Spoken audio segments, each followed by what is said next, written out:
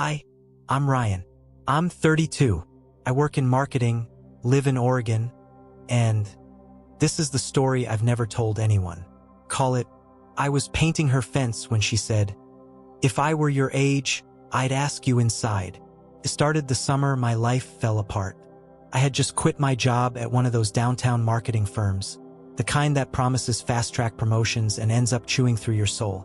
After 5 years, I was done. My fiancée had walked out a month earlier, said I was present, but never really there. I didn't fight her, couldn't. I was too numb to care, or maybe I cared too much and couldn't admit it. I moved back to the outskirts of Eugene to be closer to my dad, who wasn't doing well after Mom passed. My days became this weird mix of silence and errands. I'd jog in the morning, help Dad in the garden, and take odd handyman jobs around the neighborhood just to feel useful.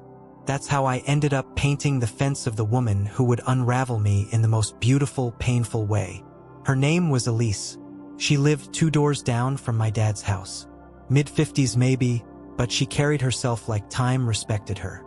Graceful, sharp eyes, warm, raspy voice.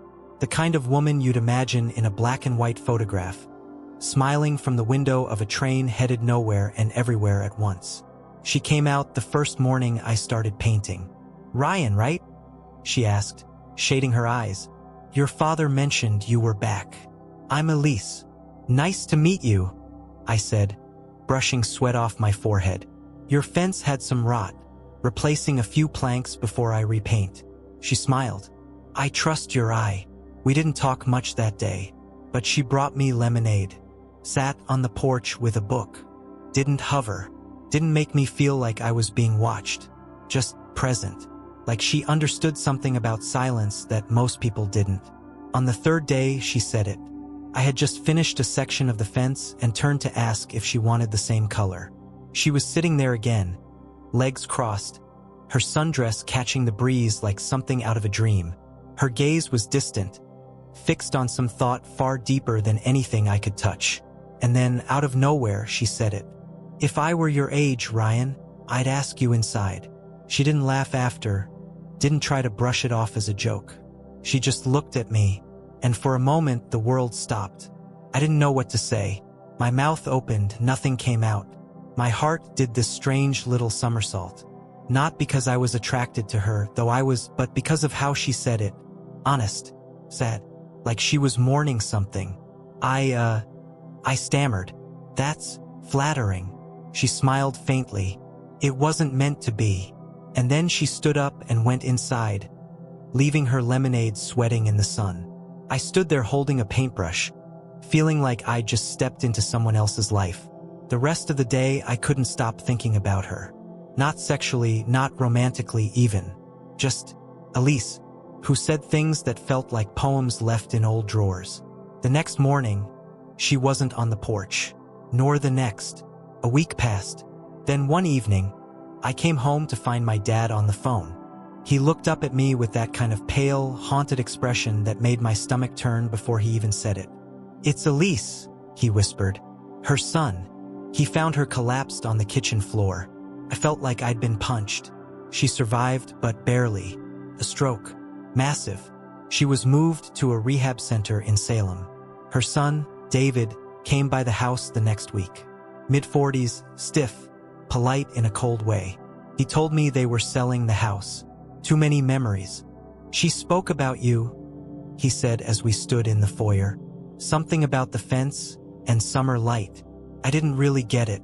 I did. I got it too well. When they sold the house, I offered to help pack. I didn't know why. Maybe because I needed closure, or maybe because a part of me hoped I'd find something she left for me. What I found was her journal. I wasn't trying to snoop. It was tucked in a drawer with a dried rose and an old movie stub. I hesitated. Then I read the first line. June 3rd. He smells like sawdust and sadness. I wonder who broke him. I sat down, trembling. Every entry that followed was about me. Not obsessively, more like observations. Fragments. She noticed things I didn't even know I was showing. The way I held my breath when I was thinking. The way I looked at the sky like I was expecting someone to answer me. Then this, June 10th. I wish I were younger. Not to have him, but to tell him it's okay. That healing takes time. That some people just show up to remind you of who you were before the noise. That night, I drove to Salem. I wasn't sure what I was going to say. She was still recovering, partially paralyzed. She couldn't speak clearly, but her eyes lit up when she saw me. I sat beside her and placed the journal in her hand. I read it. I said, "I'm sorry. I had to." She tried to smile. We sat in silence for a long time.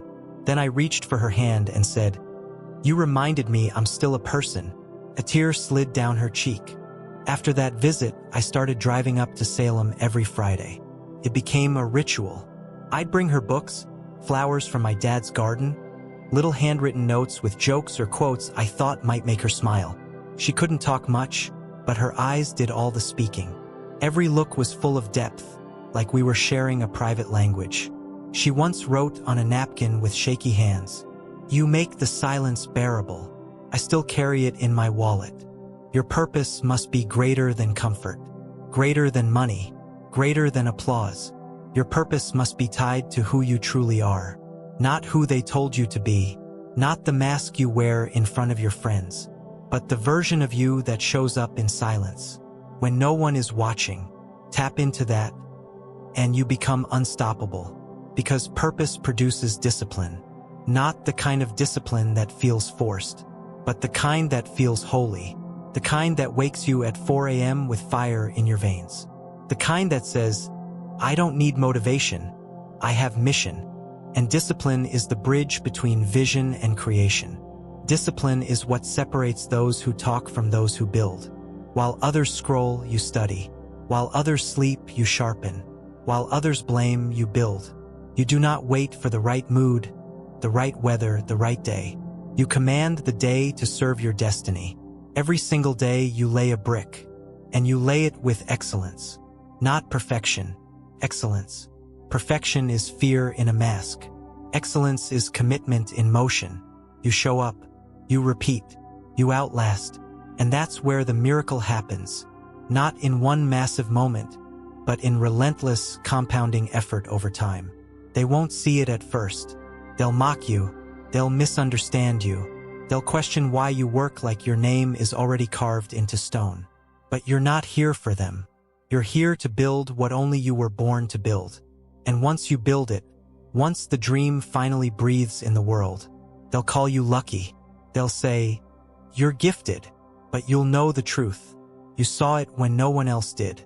You bled for it when no one else believed. You moved when your legs were shaking.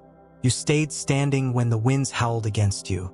And every brick, every frame, every word, every hour, every ounce of sweat was proof that vision, when backed by belief, discipline, and purpose, becomes reality.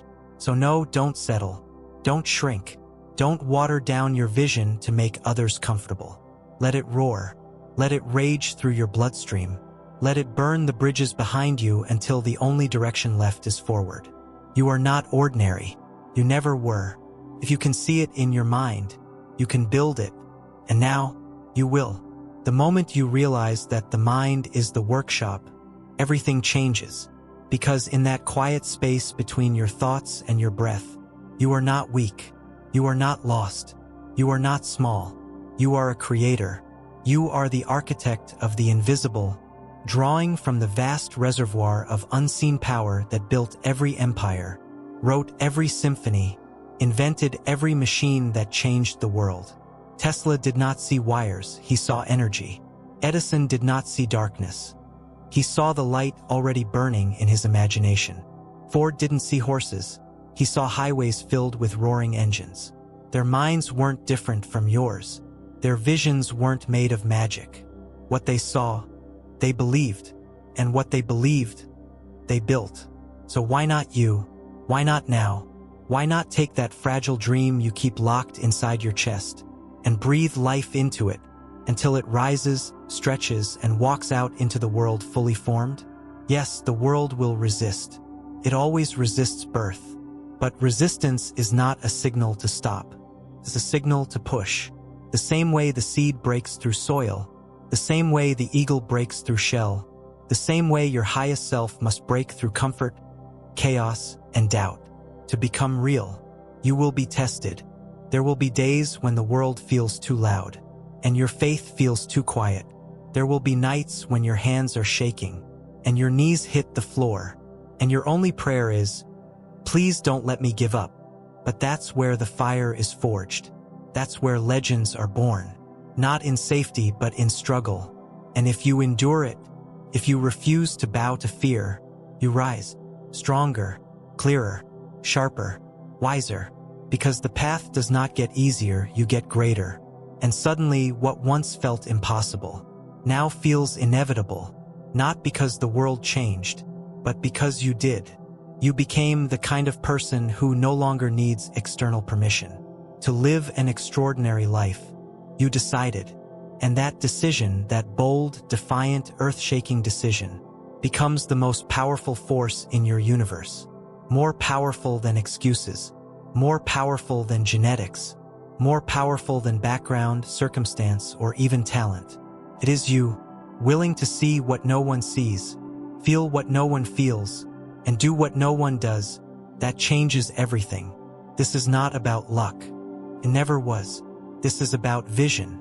This is about belief. This is about becoming so disciplined, so unshakable, that the world has no choice but to step aside and let you build the life you were born to live. So if you're waiting for a sign, this is it. If you're waiting for the right moment, create it. If you're waiting for someone to believe in you, believe in yourself louder than they ever could. Because you were not born to chase shadows. You were born to bring light. You were born to carve meaning out of the madness. You were born to build. And if you can see it in your mind, if you can hold it in your vision with enough fire, enough clarity, enough purpose, enough discipline, enough gratitude, enough resilience, you can build it with your own two hands. And when they ask how you did it, when they ask how someone like you rose so high, so far, so fast, you'll look them in the eye and say, "I saw it in my mind, and I built it with my life. Now go and make the world witness what only you could see."